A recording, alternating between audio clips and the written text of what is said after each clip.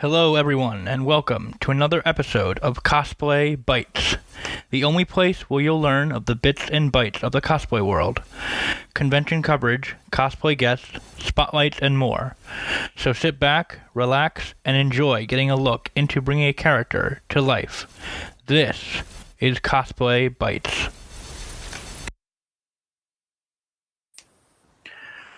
All right, hey, what's going on, guys?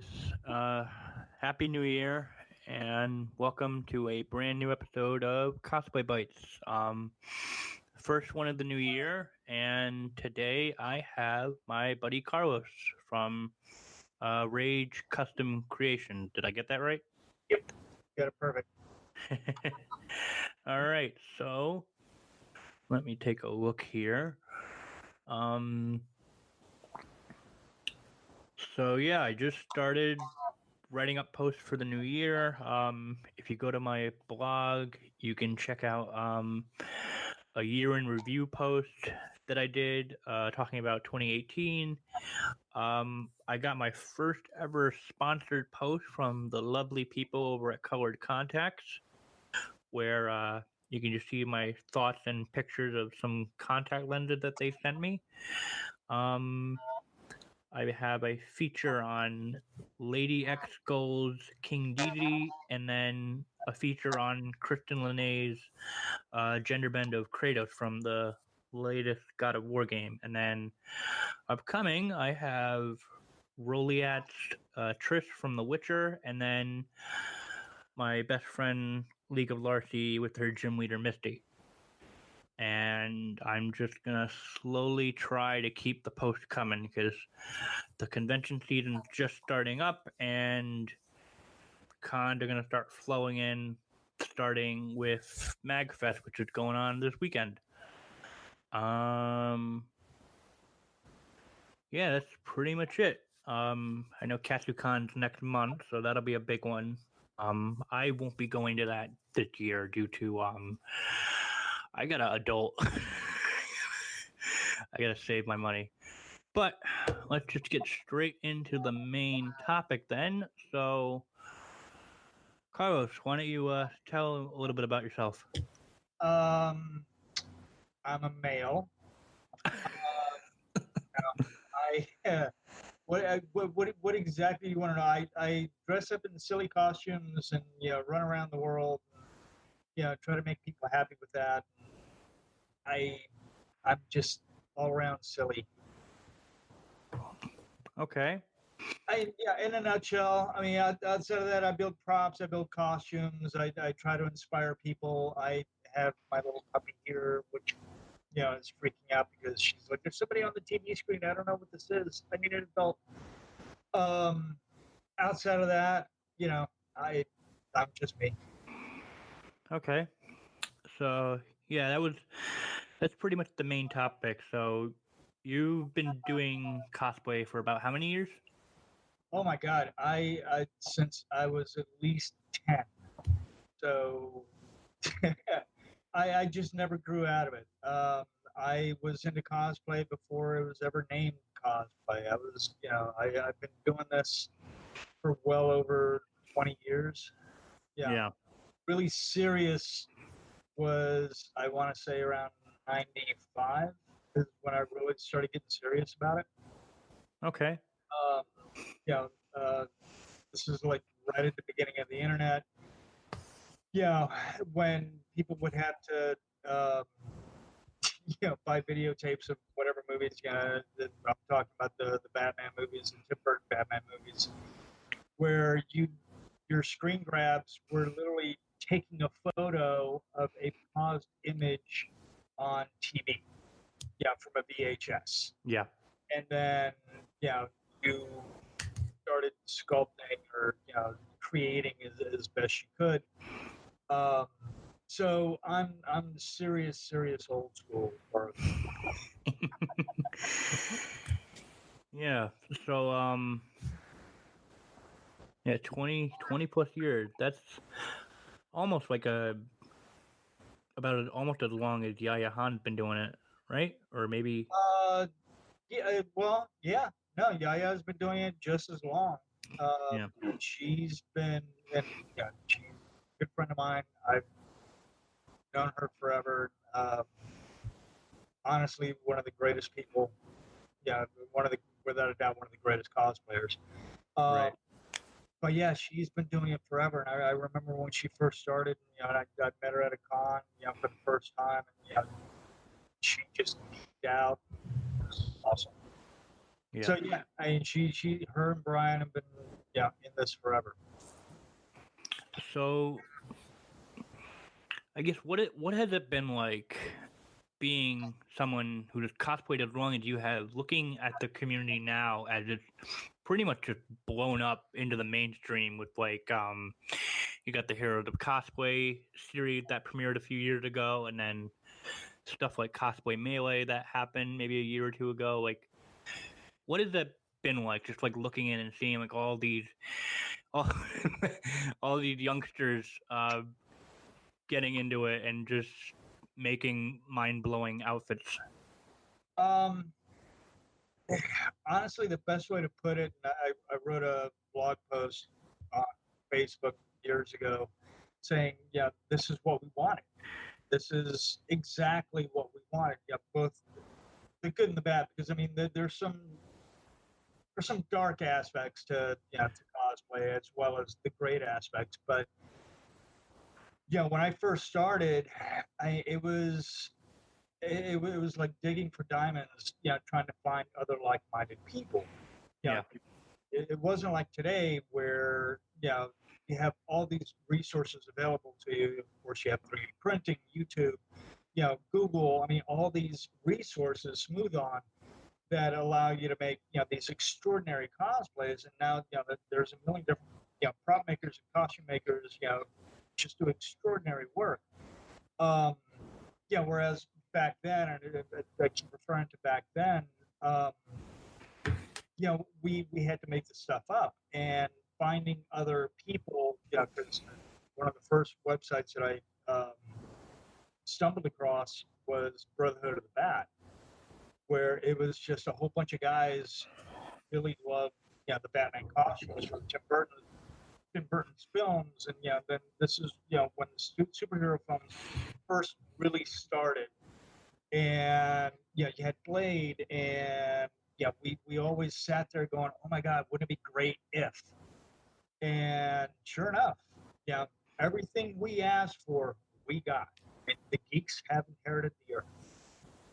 Yeah, which is an awesome thing. But because it's become so mainstream, become so popular, you have such a diverse group of people with different personalities, different ideas.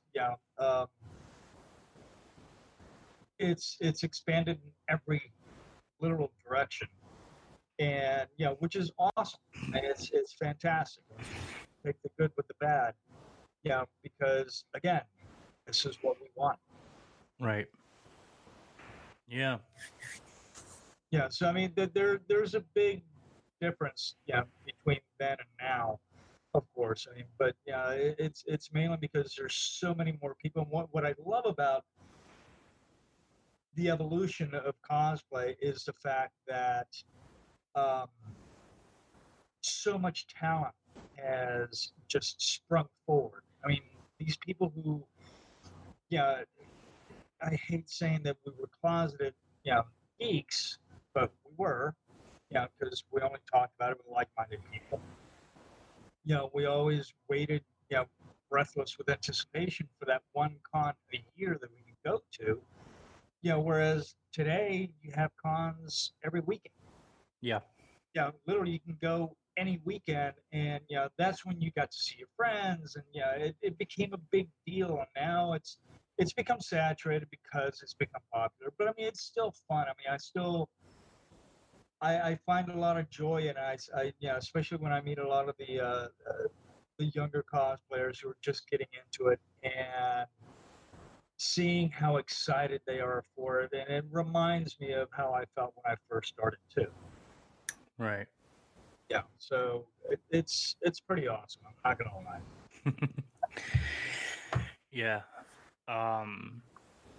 Just a quick note. I've known Carlos for a couple of years because I think we first met when you were a handler to, I want to say it was Mia. Yeah, it was me. Okay, yeah, I'm right. Yeah, this was at Rhode Island, wasn't it? Wasn't it Boston? It was either Boston or Rhode Island. Because and honestly, I think it was Rhode Island. No, yeah, you're right. Because you knew. In Boston. Yeah. Yep. Yeah. And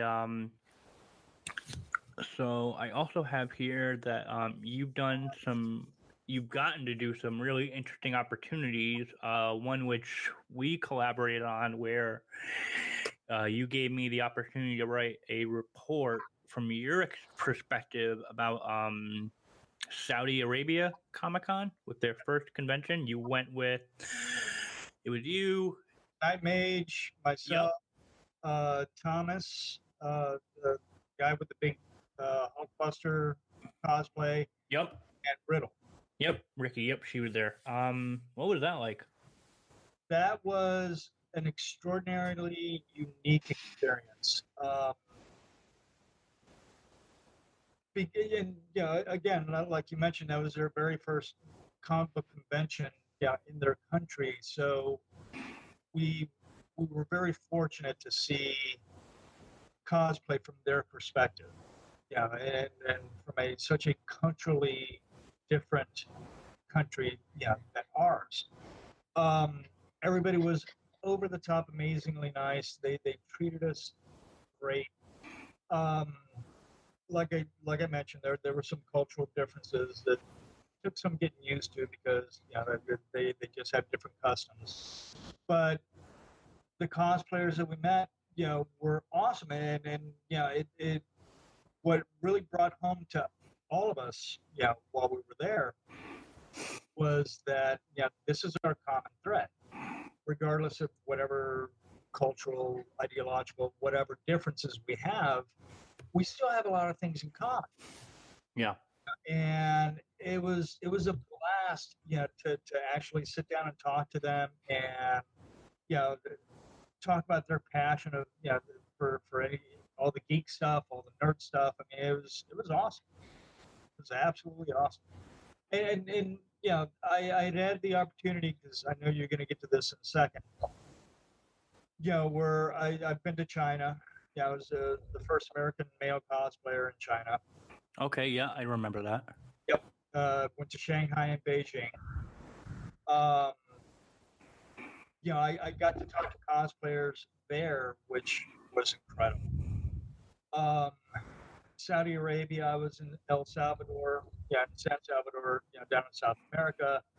And just recently I went to Warsaw, Poland, where I was the first American cosplay guest that they had there. Huh. And it's just incredible to talk to these people and talk to the fans, and it's always, I'm always shocked. Sometimes I honestly think I'm getting caught when they're like, "Oh my God, I love your stuff," and I'm like, "You actually know who I am."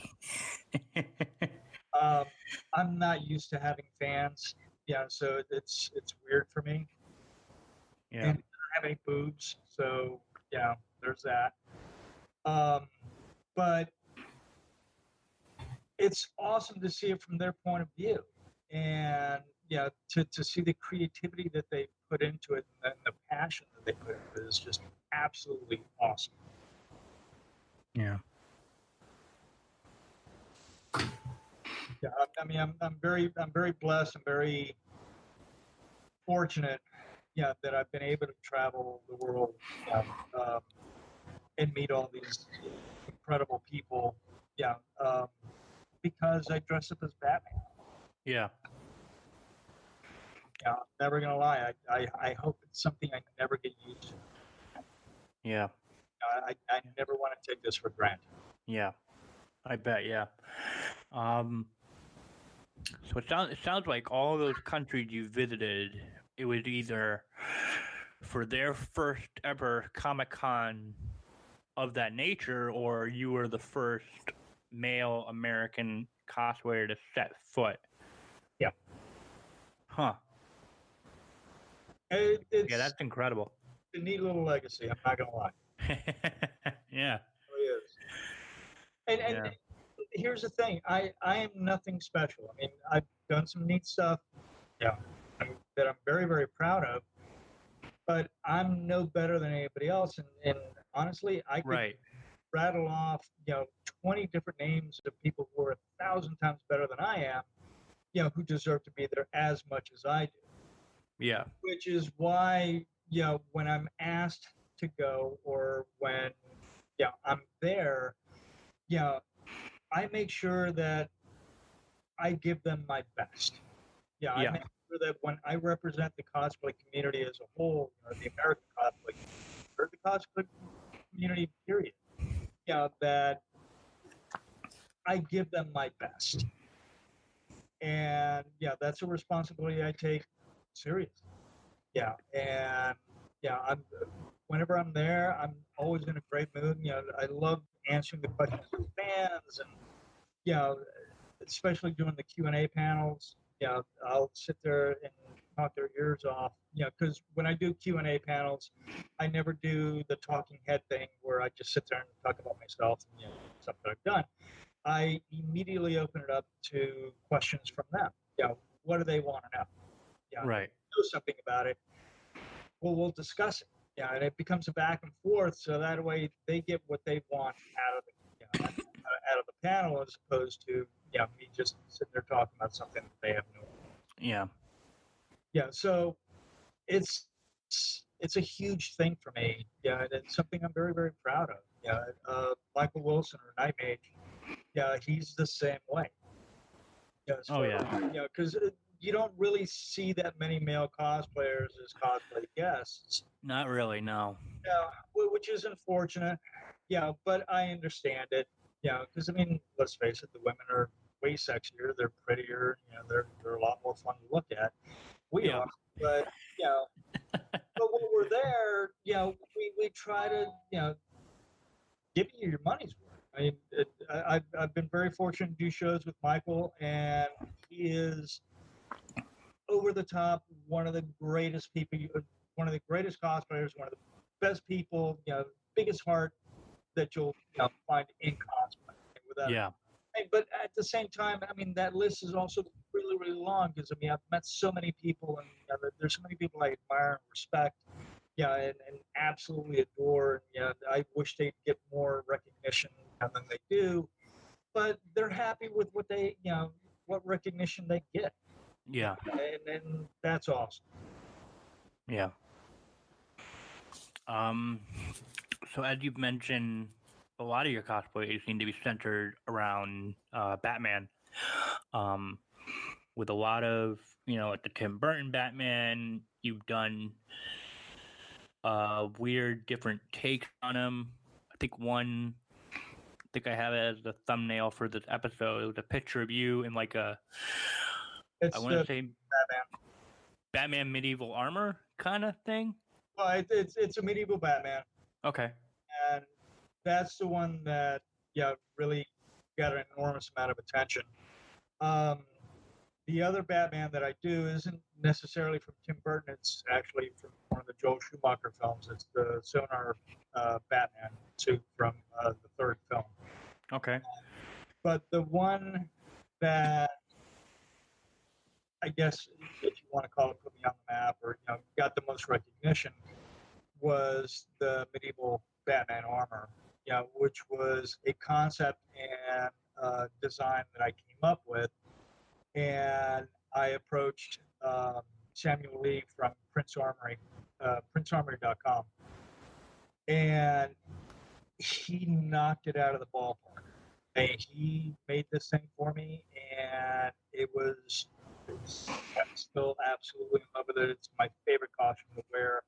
It's a full-on 65 pounds, but it's awesome. Yeah.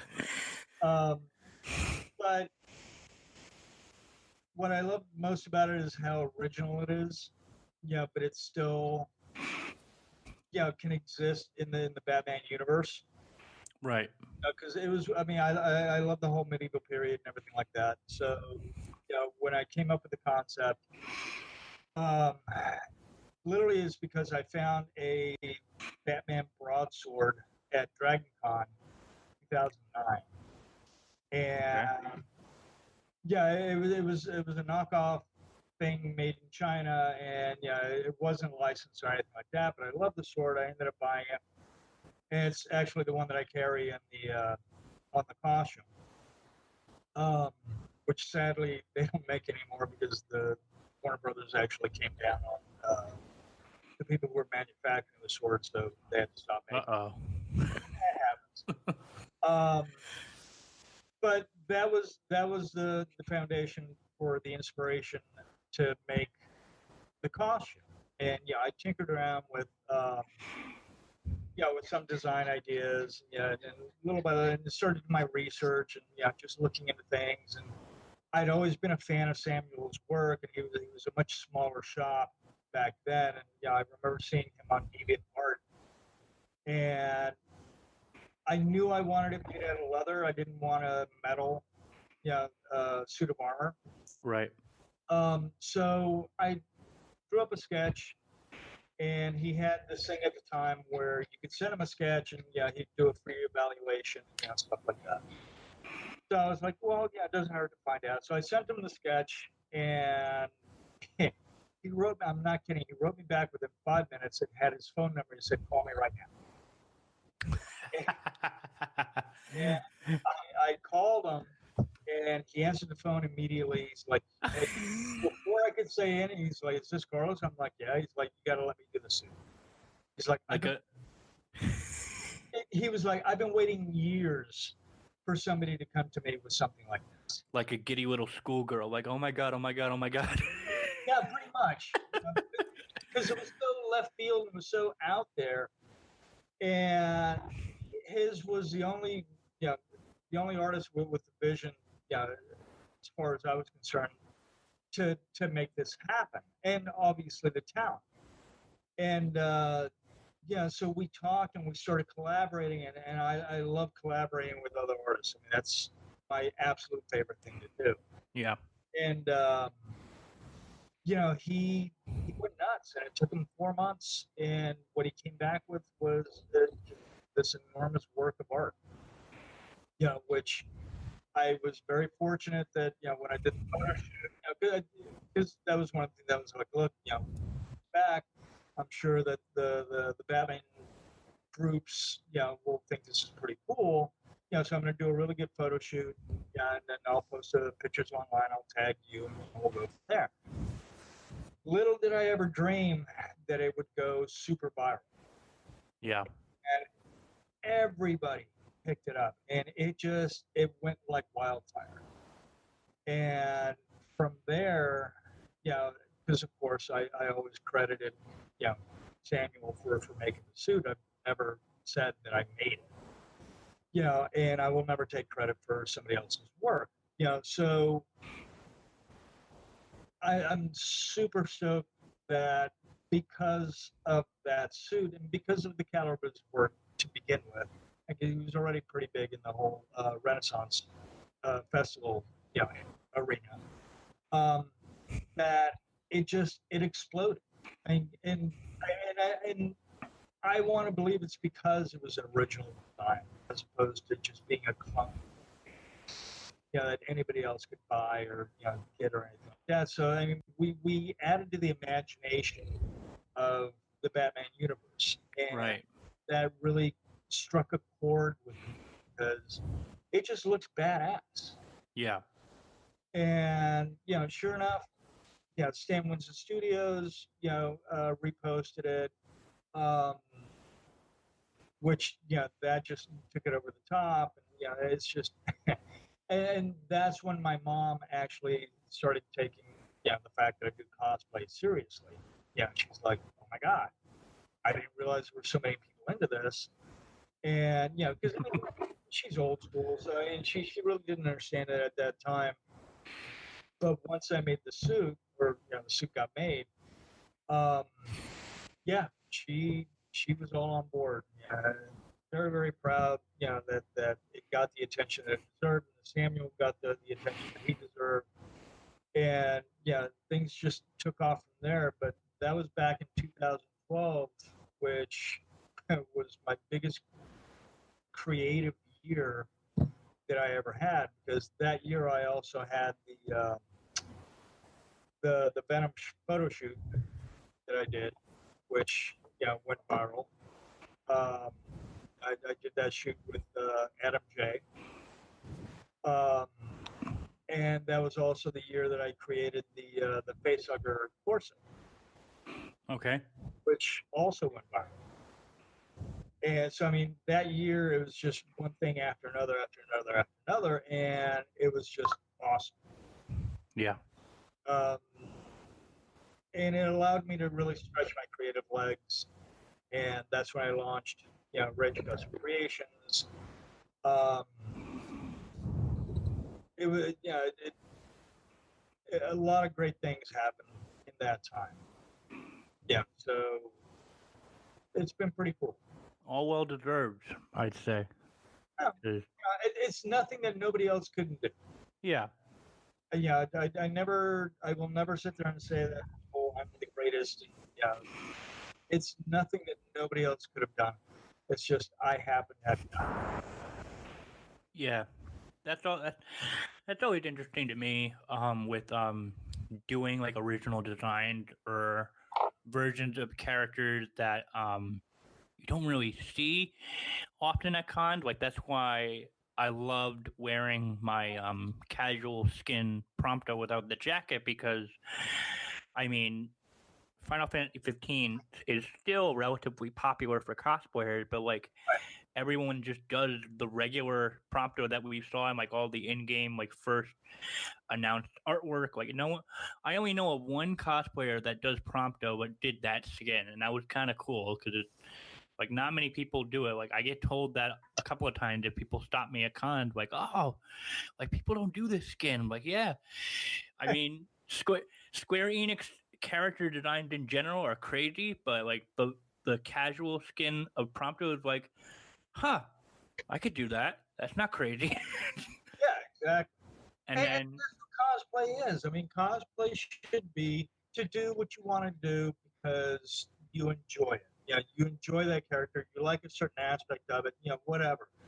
I mean, it should never be because, oh, I think people will like this. Yeah, it literally has to be what you like, and yeah, that should be your only focus. yeah, Because not everybody's gonna like, you know, everything that you do. It's just not possible. And that's that. Yeah, that's the way I've always approached stuff. Like I'm doing this for me. Yeah, if you like it, great. Thank you for the support. If you don't, that's fine too. You don't have to. I completely understand. In fact, I want to know why you don't like it, so that'll help me broaden, my range and creativity. yeah, yeah. Um, yeah, I'm hoping to break out my Aquaman cosplay again one more time this year. And now that I'm growing a beard, which is a little bit more accurate to Arthur's design.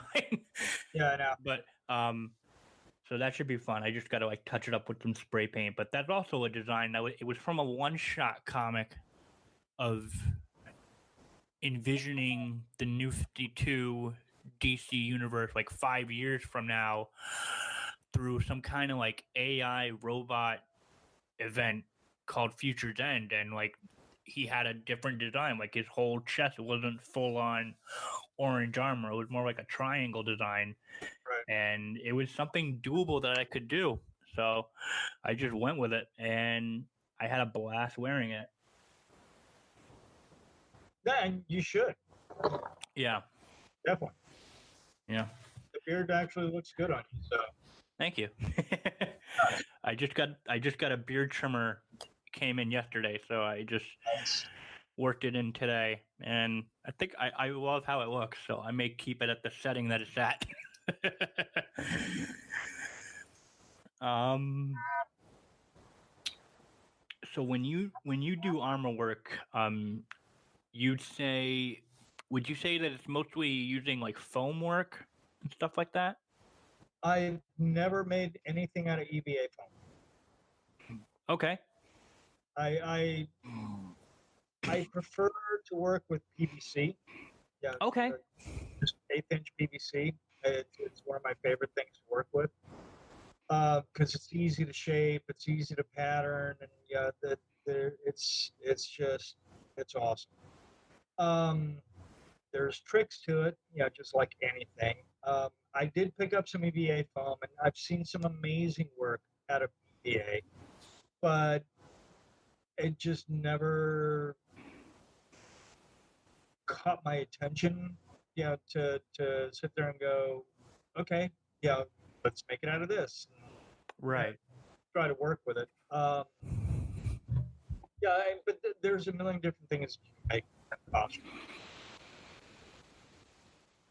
Yeah.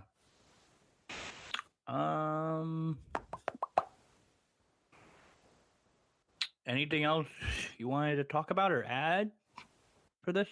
Like just Well, I mean, one of the questions that I get asked often is, how do I approach doing a costume? okay.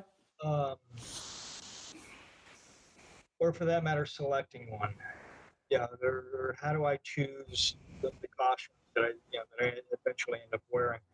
Um, I love flexing my costume design muscles, as often as I can. There's specific characters that I try to stay as true as I can, to Yeah.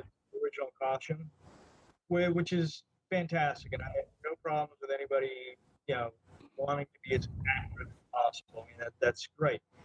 But more often than not, when I approach a costume, uh, I approach it as, how would I make that costume if I were that actual character? Right. Not if I was Bruce Wayne, trying to be Batman. What if Carlos Blanchard were Batman? Right. So that gives me the freedom to experiment with, you know, my tastes, my personal tastes, incorporating it into these different builds and different costumes.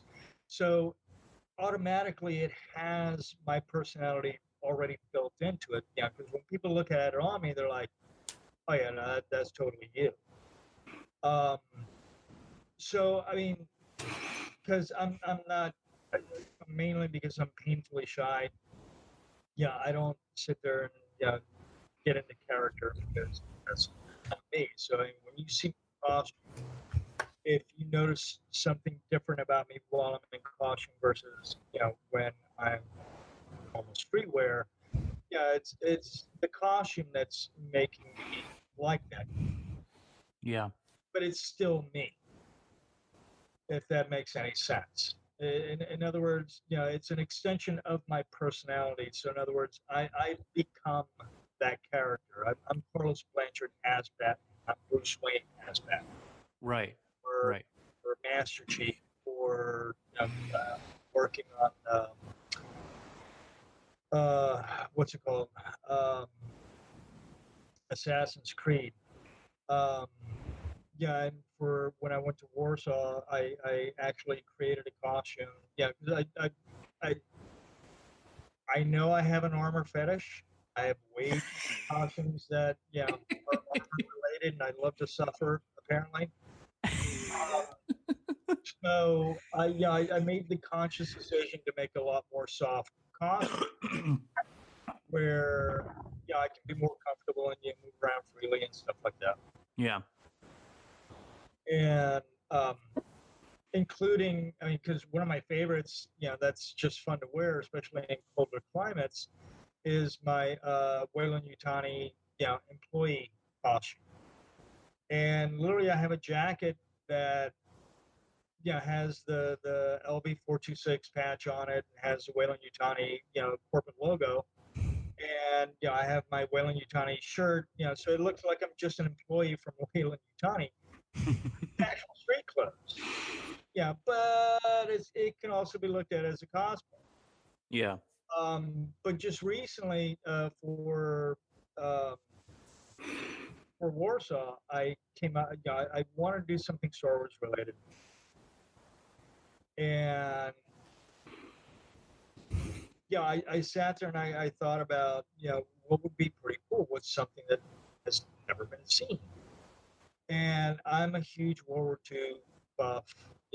Especially I'm ex Air Force, so I'm huge about the uh, the planes and all that stuff from back then. Um, I'm boring my puppy. She's falling.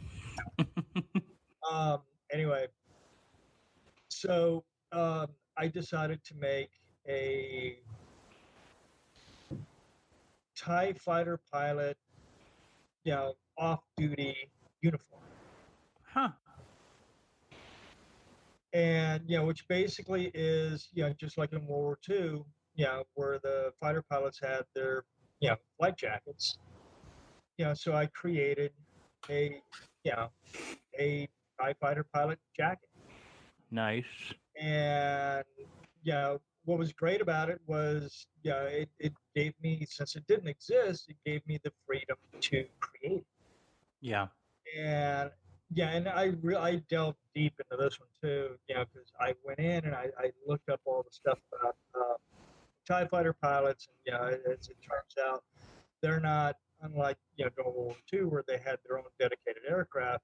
TIE fighter pilots don't, and they don't actually have pilot names; they have numbers. So I mean, I did all the research, and I came up with a nameplate that goes on the collar, that has the name and the rank.